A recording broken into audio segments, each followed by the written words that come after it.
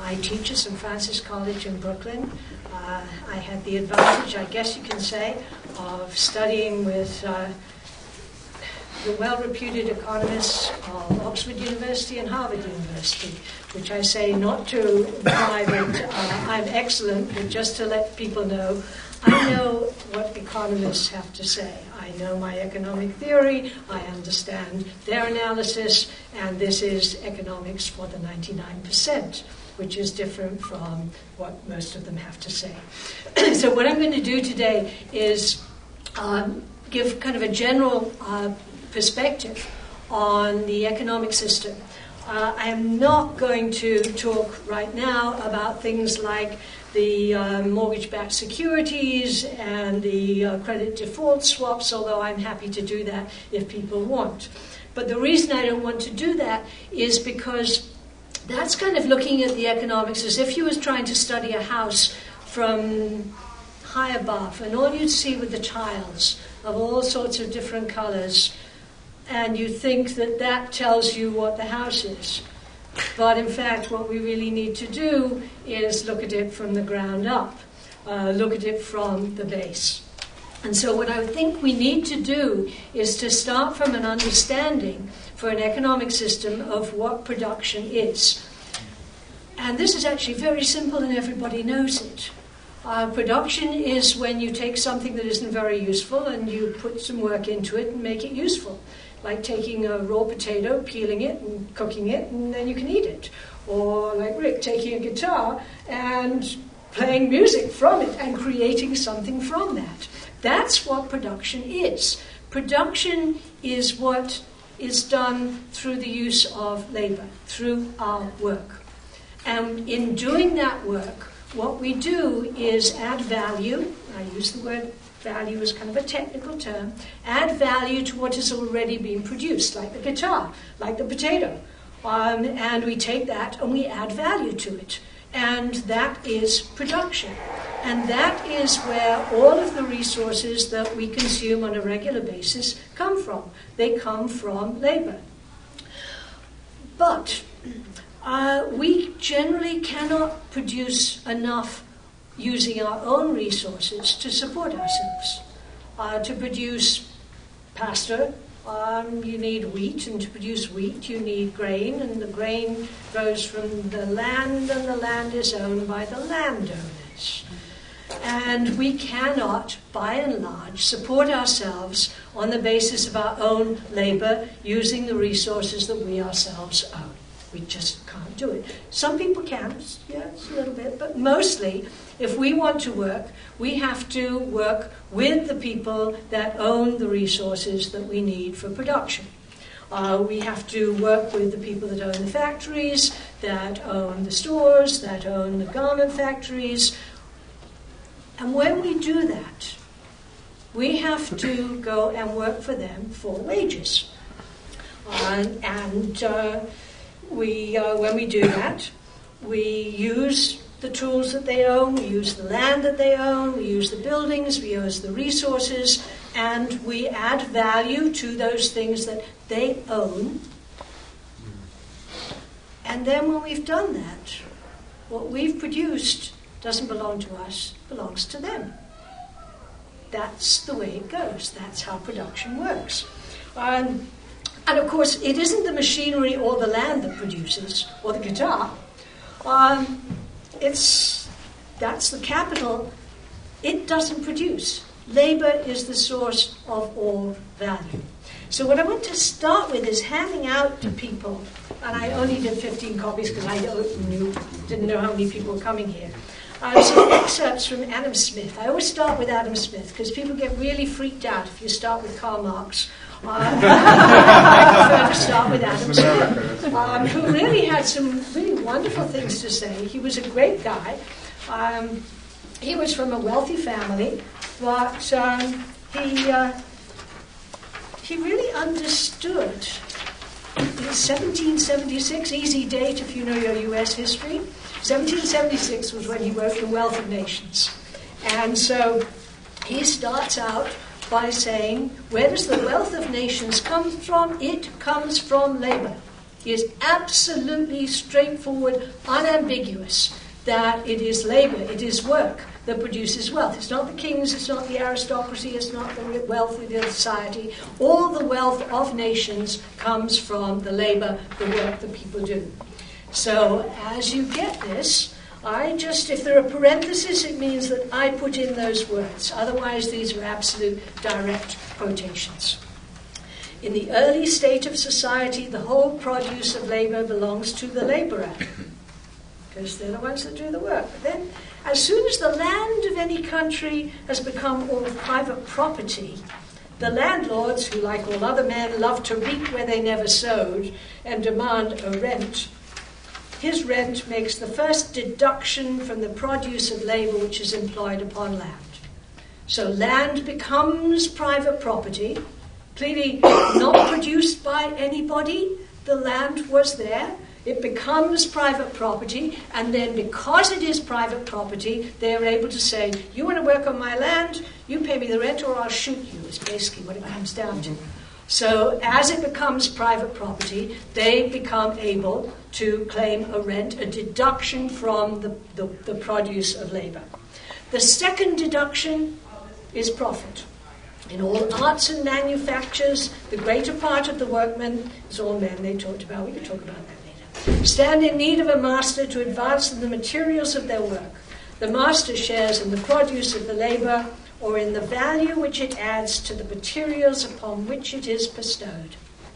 So the master has now not just the land, but has the machinery, the raw materials, and the laborer works on the machinery, on those raw materials, adds value to them. And now the second deduction, the capitalist, the owner of those raw materials, comes and says, you want to use what I own? I'll take it. I'll take a portion. That's my profit. So that's the origin of what the Internal Revenue Service calls unearned income.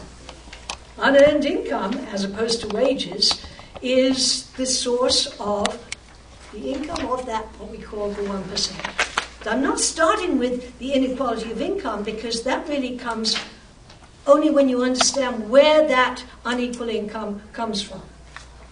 So having said that deduction comes from the labourer, we now have to ask what Adam Smith asked, and I'll move on from there. So what determines wages? Where do the wages come from?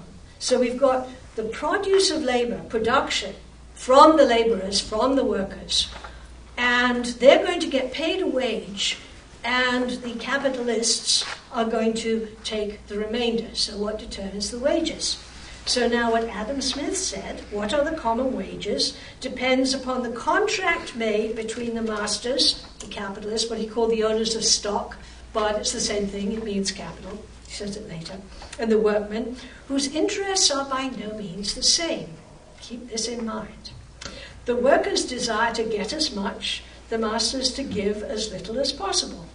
The masters are disposed to combine, to work together, in order to lower, the workmen in order to raise the wages of labour. So it's a battle, a struggle between the capitalists and the workers as to who's going to get what. And then what Adam Smith now says, Adam Smith, it is not difficult to see which of the two parties must upon all the occasions have the advantage in the dispute. We rarely hear, it has been said, of the combination of masters, though frequently of those of workmen.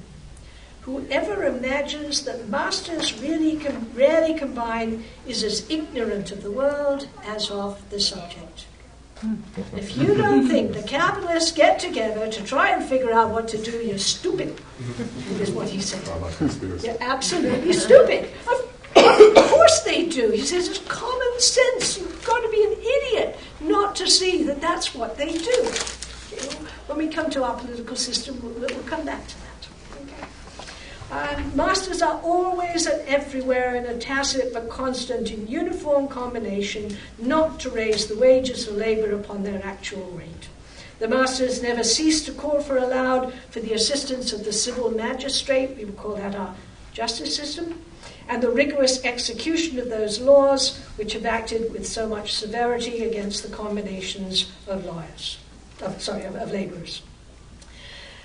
And though in dispute with their workmen must generally have an advantage, there's a certain rate below which it seems impossible to reduce for any considerable time the ordinary wages of the lowest species of labour.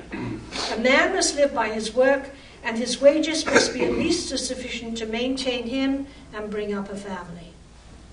I think what we see here actually is what Adam Smith is saying is that the government will try and set what we call a safety net, that they do not want to reduce that low level below a certain level. I think of it as they really don't want the kids to totally freak out. Okay?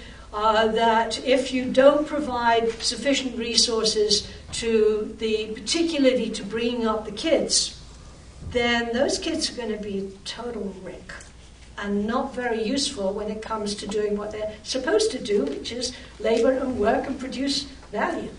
So we have to understand that there is in here a certain role in which the government does have an interest in maintaining a kind of safety net. You know, in our welfare system, such as Clinton left it after he destroyed welfare as we knew it, there is still some kind of support for women with children. Heaven help the single men with no kids. They can go to the shelters and the food kitchens. But we really, really don't want the kids to end up totally dysfunctional. Somewhat dysfunctional we can cope with, but totally no. Then we come to just a very short sentence. People think of Adam Smith as having said he doesn't like the government and he wants people to, business to do whatever it wants. It's not quite that simple. I'll take this last quote from him.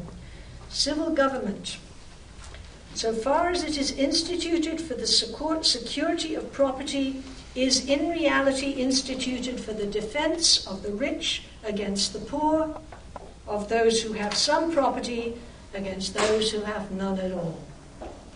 So I like to take that from Adam Smith. Powerful statement. It's very, very powerful. He was a very insightful person who was seeing what was going on in the society in which he was living. And he said, look, the government is there to defend the rich against the poor. He put it very, very, this is an absolute direct quote. I don't play around with, trying to change words or whatever. This is his direct quote. So we may not call it the civil government, but we know what it means. So the government, he says, is there to defend the security of property. See, note the word property. What does property mean? Property means the ownership of the land and the factories and the means of production and what is needed in order for labor to be able to produce. So that is what it means to talk about the defense of property. Now, Adam Smith then should not be understood to be a socialist. What Adam Smith actually thought was that wages could actually increase. What he really thought and argued, as he saw it, was that if the economy continued to grow and grew fast enough, there would be a shortage of labor, or what we call low or full employment, and then laborers would be able to bargain the wages up. He said the conspiracy of the masters would break down because they'd all be so short of labor, they'd be crying out for getting people and start paying higher wages. And we did actually see it. It was very interesting in the end of the Clinton era when we did actually have unemployment below 4%. Workers were actually in short supply. And there were businesses on Long Island that were actually desperate to get people, because you can't run a McDonald's if you don't have someone at the cashier's counter, and they were providing free transportation from the Hicksville train station to the McDonald's and paying people $8, $9, $10 an hour because they really, really, really needed labor. When it's really, really short, they will pay the higher wages. And Adam Smith really thought, well, if we can let the capitalists get the economy growing well enough, then wages will start picking up and everybody will share in the wealth of nations.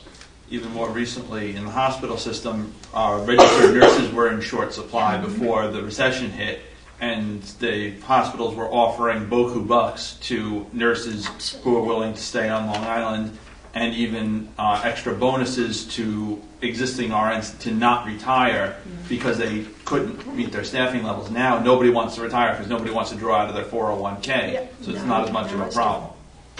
So this is when Adam Smith was kind of the first what we call classical economist.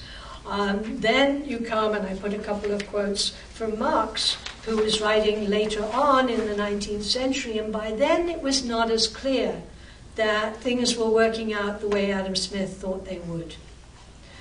Now you're starting to see the generation of unemployment on a continuous basis, not just kind of occasional, but the growth of technology continually displaced people and kicked them out and then would maybe pick them back in.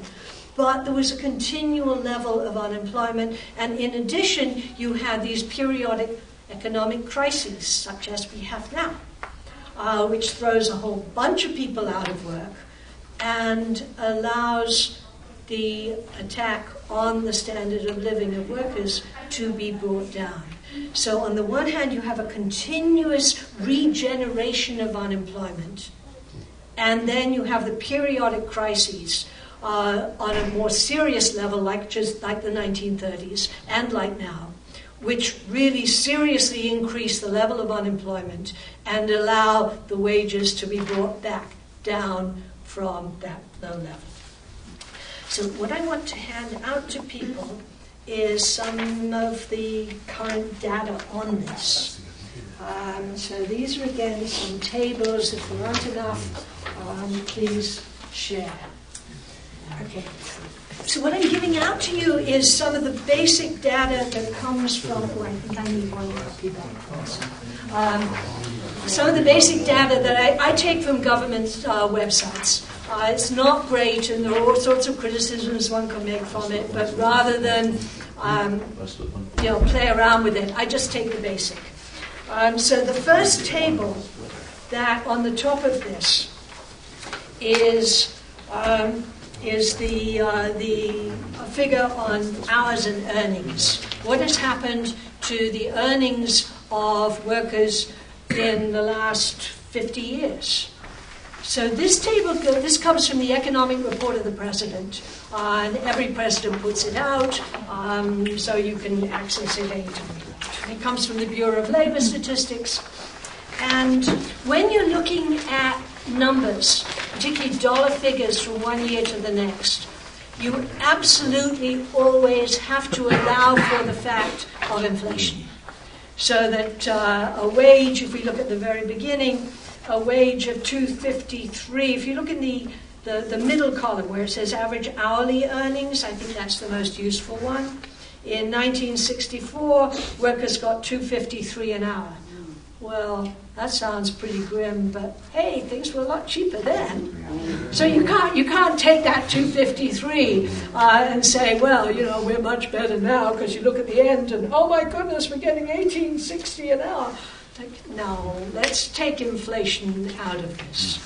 And the way that we do it in economics is to convert all the numbers to what we call real figures. And here it's done, and there's different terminology for this. So here it's converted to what they call 1982 dollars. Sometimes you'll see the term real production or constant dollars. There are a lot of different figures. But the 1, 2, 3, 4, fifth column along tells you what has happened to hourly earnings from 1962 to the present if we take out the effect of inflation. In other words, what do you really get for the hours work that you do? And it starts 1964 because that's the earliest they can really do it. And things look pretty good. $7.86, increasing, until by 1974, 1973, you got up to $8.98. And then, oops, starts to go down. Oh dear. Oh dear, all the way down to the $7 figures. And then up to 8.54 by December 2009, which isn't nearly as good as 8.98 in 1973. Okay? Now, what that means is that what you got for an hour's work in 2009 was less than what you got when you were working in 1973. These figures cover about 80% of the workforce. They don't cover what they call the supervisory workers. They don't cover the Wall Street. They don't cover the top.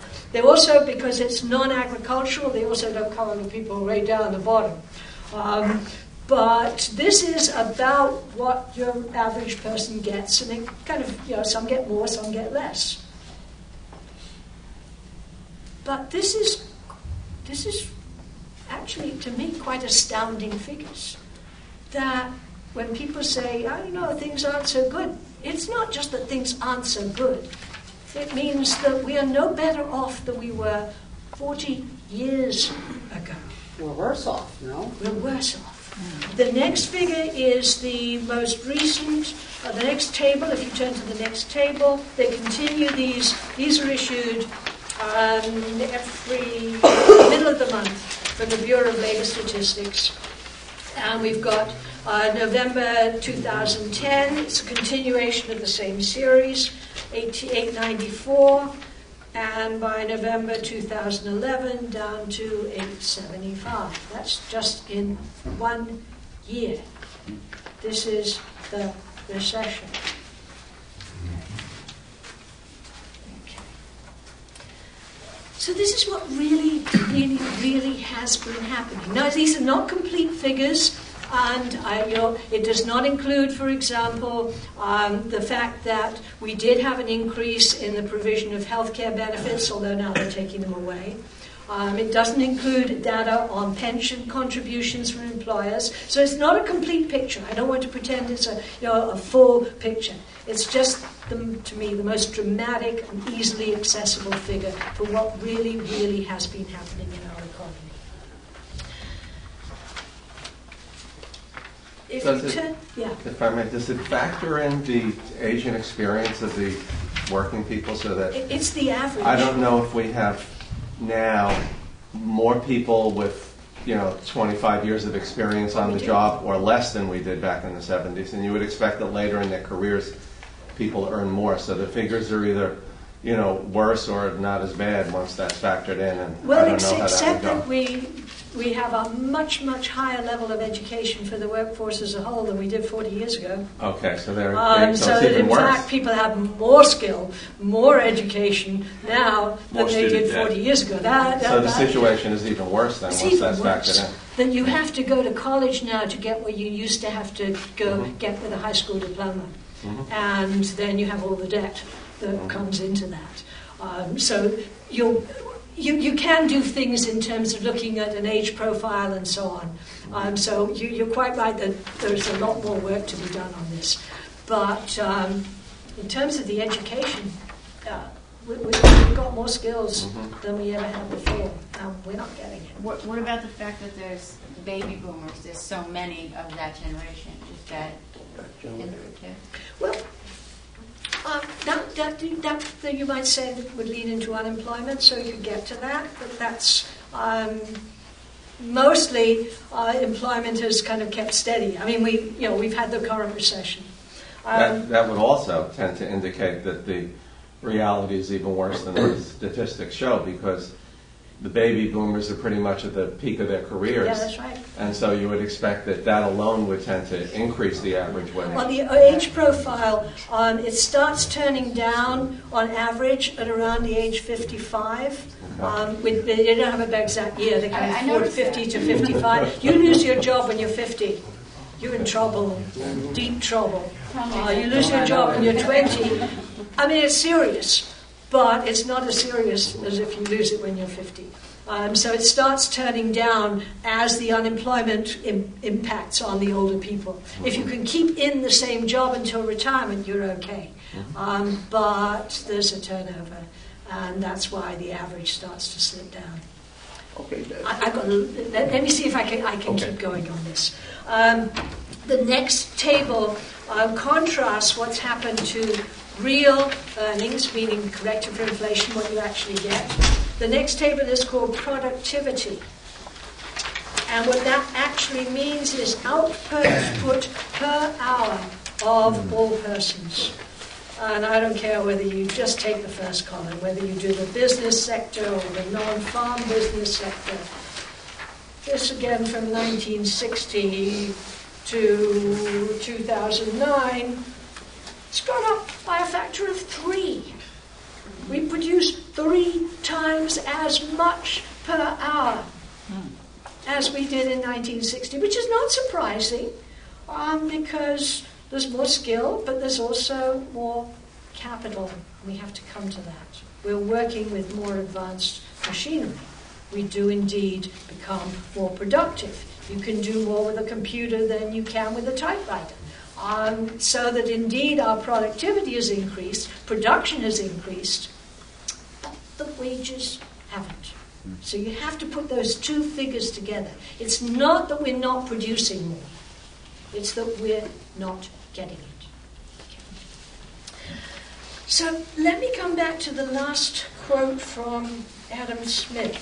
Sorry, from Marx. Marx took it a little bit further than Adam Smith on a couple of ways. He picked up from Adam Smith saying that the minimum wage had to be enough to cover the necessaries of life and allow people to bring up kids. So that's the first quote. So we find on the market buyers possessed of land, machinery, raw materials, all of them save land, the products of labor, and then we find what he calls a set of sellers who have nothing to sell except their labor power, their working arms and brains. Okay, not just manual, brains too. Okay. Then he went a little bit further. What he said was that what people were selling when they went into the labor market was their ability to produce, what he called their labor power. And he said, this, in our market economy, is a commodity. It's something that is bought and sold and has a price, like bread has a price, shoes have a price, labor power has a price. What determines the price of bread? Well, how much labor goes into it. What determines the price of labor power? Well, how much labor goes into producing it. That's what it costs to produce a worker. The food, the shelter, the clothing, and enough to bring up the kid. And the importance of this, for me at least, is not just that it's a way of looking at what is the kind of that bottom line that Will Smith talked about for what is the minimum wage, what does it have to be. But that concept of selling ourselves as a commodity goes beyond what is the price. What it means is that when you enter into a wage contract, when you take a job, you're giving away control of your life and of what you can do during that time period. You're on my time now, not your own. I'm telling you what to do. Well, no, I don't. No, it isn't a matter of do you want to, do you not want to. When you have a job, you are told what to do. You can say you don't like it. They can get rid of you. But if you want to keep the job, it's on their time. You have sold your right to make decisions on what to do during that work period. That's it. You have sold yourself for a time. You get to go home. You are not a slave. It is very important that you're not a slave. It's very important to be able to go home. Okay? But of course, when you go home, what you actually have to do then is peel the potatoes, cut the food, and make yourself get your night's sleep so that you can be there bright-eyed and bushy-tailed to be at work the next day. So even when you go home, you're not completely free. You still have to use your own time and your energy and your brains and your arms and your thinking in order to be sure you can go back to work the next day. You party all night, don't turn up the next day, oops. No, you're not free when you go home. You're not, they don't tell you what to do, and they don't come into your home and say, I want some of your food. That's not how they get their profits. They get their profits in the workplace. They're absolutely clear. That's how they collect them all. But that concept that our labor power is a commodity, I think, goes much beyond simply talking about what its price is, what the wage is going to be, because it gets into how much control do you have over your life, over your how you live your life, and what you do from 1 minute, 1 hour, 1 day to the next. So they get to keep what we produce after giving us these wages. And that's where it seems we're kind of at the point that people are understanding. When we talk about the 99% and the 1% and the income inequality, and we don't get much and they get it all, but we're only halfway through. This is only halfway through an analysis of how our economy actually works. Because now what we have to ask, we know what we do with our money. We live, we survive, we bring up our kids, and do the best we can. The question is, what do they do with their income, with their unearned income? Where does it go?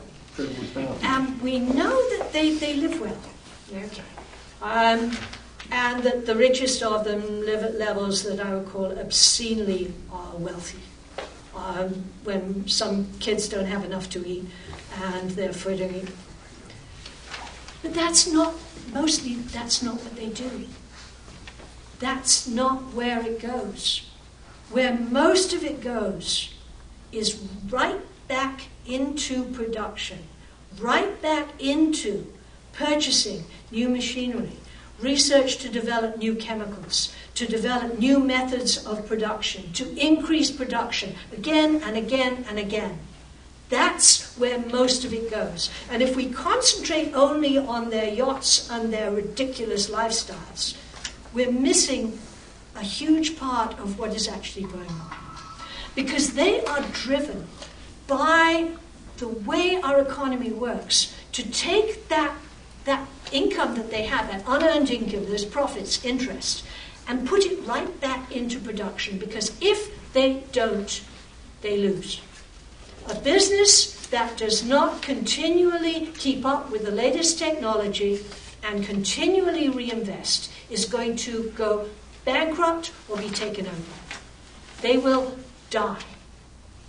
They have to do this. They are compelled to do this. This is how the system works. And it doesn't matter how big they are. They can still be put out of operation if they don't do this. That a successful business, LIPA, we all know LIPA makes lots of money, right? They were taken over by National Grid, which is a British multinational, because National Grid could take them over and make more money than they could on their own. And they were taken over in order for profits to increase, and National Grid took them over. And business consolidates. New ones come up, particularly in the new tech fields. New ones do come into existence. Microsoft came from nowhere, okay? But Microsoft had to put the money back in order to increase. It's a ridiculous system. Because what it means is that the production continually increases, but does not come back. Does not come back to the people whose labor was involved. Because that new technology was, of course, produced by labor. Bill Gates didn't think things up on his own. Boom, boom, boom. Oh, I had a great idea last night at 4 o'clock. That No, that's not how it works. Reinvestment may well occur in a different country where the wages Yeah, are lower. yeah. So it does come back to those people. But It's a worldwide system. Our own. It's a worldwide system. You're quite right. And I'm mostly trying to... I'll do a little on that. But, you see, people think, and it's a mistake, I think, to think that the capitalists are driven by greed. It isn't greed that makes them wealthy. It's the wealth that makes them greedy. By being part of that system, they become, in a sense, almost the servants of capital. They embody within themselves this expansion of capital, this expansionary nature of capital. They become, in a sense, the servants of capital. They see themselves as motivated by, as their criterion for success is whether capital will expand. It really isn't how many yachts or whatever they have. So they do become greedy. I don't mean to say that they're not, because how could they possibly live on that level while other people are starving, without it being into their way of thinking. So profit becomes their criterion for success, and then indeed they are greedy. The most widely reported economic figure on a regular basis, and you see it on the news every night, and yesterday the Dow Jones Industrial Average rose by 23%, by 2.3%. What the Dow Jones Industrial Average is an average of the share prices of 30 stocks, industrial corporations. And roughly, this kind of goes up and down, speculation and gambling, roughly it's a prediction of what profits will be. Well, bully for them. Oh, so it went up. Oh, that's nice. Oh, that means they're thinking they're going to get more profit. That's what it measures. That's what a stock price is determined by. What future profits will be. I mean, they can get it wrong and they gamble and whatever. But that's the most widely understood and reported measure of how well our economy is doing. No, it's not our economy. It's how well their economy is doing. It's how well the 1% is doing. That's what the Dow Jones tells us. It could be wrong, but that's what it is. It's a measure of future profits. And how do you make profits? By screwing the workers. Sorry, that's it. There's so much produced. We get some, they get the rest. If we get less, they get more. Okay? So that's what the Dow Jones tells us. Now, let me come now a little to the kind of the politics of it. We talk about conflict of interest among our politicians. Are they passing a measure that would benefit a corporation that they have an interest in?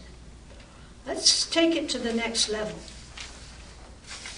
There is a conflict of interest if our politicians represent capital, represent capitalism, capitalists. If they can find a way to reduce wages, and they are capitalists, then they benefit. And our political system is dominated by capital. Our Senate mostly composed of multi-millionaires. I'm going to go a little bit further than this, but let's start with that. I remember seeing this story in the Times about some kids in a school, smart kids, who were asking questions of Bill Bradley, who was a New Jersey senator at the time. Not a bad one, Democrat, reasonable, whatever. And one of the kids asked him if he was rich. Nice question. And he thought about it and he said, well, no, not really. And the New York Times reported that he'd had to report his data to Congress, whatever it was. And it was somewhere between $5 and $13 million. And in Senate terms, that's not very rich. So let's take it at 10. Now, this was like 20 years ago. I forget when he came out of the Senate. suppose you had $10 million and you put it in nice, safe government bonds and you get 5% back. That gives you a yearly income of $500,000. You never have to lift a finger. You don't have to work. You could just sit there and collect that money. Okay? And your thinking obviously is affected by this. Okay? So that we have people like Mayor Bloomberg, who actually is, in 2011, I am very sorry for him, he slipped from being the 17th wealthiest man in the world to being the 30th. It was a rough year for him. Okay, sorry about that. But he's actually the exception. See, mostly the very, very wealthy don't go into actually holding political office. He does it, he thinks it's fun. It's like playing polo or, being a yachtsman or whatever. He thinks it's fun to run New York City. Okay. But mostly our very, very wealthy don't actually hold political office. They buy the ones who own. They buy the ones. And the ones who make the Congress does not make economic policy. Congress is not, people in the Congress are not the decision makers. The decision makers are capital, are the big capitalists. They make the policy. And Congress does the low-level work of writing the specific pieces of legislation and putting it into effect. And if you've ever watched a debate on C-SPAN, half the seats are empty. That's not where the decisions are being made. You'd have to be, like Adam Smith said, if you think that, you really need to think a little more carefully about this. That's not where the decisions are being made. The decisions are being made in boardrooms, in think tanks, in Fed, in various measures, in Davos, wherever the big shots really get together to figure out what is in their interest. And then it has to be filtered through the political system to maintain the appearance of democracy. The appearance of democracy. So that if you think that following what's going on between the Republicans and the Democrats is going to tell you what's going to happen, you're wrong. What you need to do is to recognize that within the capitalist class, within the big decision makers, there are indeed differences of opinion. They don't all agree on what to do. There are a lot of different strategies and ways in which they can run the economy and what should be done. So I'm kind of going to finish up with what are their differences now about our economy. We are in what they call the Great Recession. That's kind of the language for it, compared to the Great Depression. This is the Great Recession. And there are two possible policies that they could carry out. One, they could carry out a major stimulus program in which they use the government to bring our resources back into use, our unemployed labor and our unemployed capital, because there are indeed businesses that are not running full steam. And they could do that actually two ways. One way, which I think would be a better way, doesn't have a chance in hell, but never mind. One way would be to simply tax the wealthy, and since they're not using the money, take it away from them and use it for producing housing, food, daycare, health, fixing a roads. number of things that we infrastructure. That would be Public fine. school system. Yeah. I mean, nobody has any difficulty thinking about that. The second way would be to do it by borrowing. The capitalists would prefer that. I always ask people, if you had $1 million, which would you prefer to do? Pay $100,000 in taxes, or buy a government bond for $100,000 in which they will pay you 5% interest and then you'll get your money back in 10 years? Which would you prefer? Obviously, the second. Okay, so I think we should just take it away from them. They're not using the damn stuff. We should take it. We should use it. Okay. And there are some capitalists who think that this is a good thing to do. as I read what's going on, not just in the United States, but in Europe as well, the alternative is to say, look, we've got a recession on our hands. Now seems to be a good opportunity to gut the trade union movement, to take away reduce the safety net. We'll put up with another 3, 4, 5 years of recession. After all, by and large, it's the small businesses that go under anyway. And at the end, we'll indeed pull the economy back, because recessions don't last forever. The Great Depression didn't last forever, long enough, but they're prepared to put up with maybe 5, maybe more years of this, so that when they come back, the wages will be cut 10, 20%. What do you think? I don't know. Reintroduction of serfdom. Yeah. And they're engaged in doing this.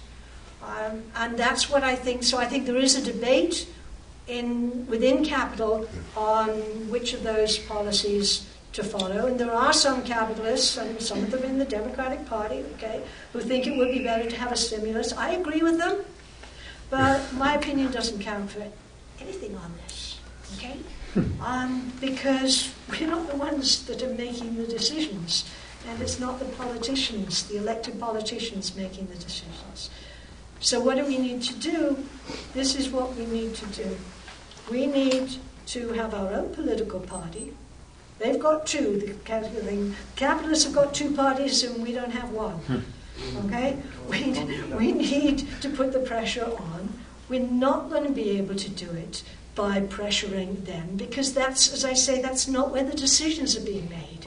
If we put all our energy into that, I'm not saying people shouldn't vote. I think people fought for the vote, they died for the vote. I think we should continue.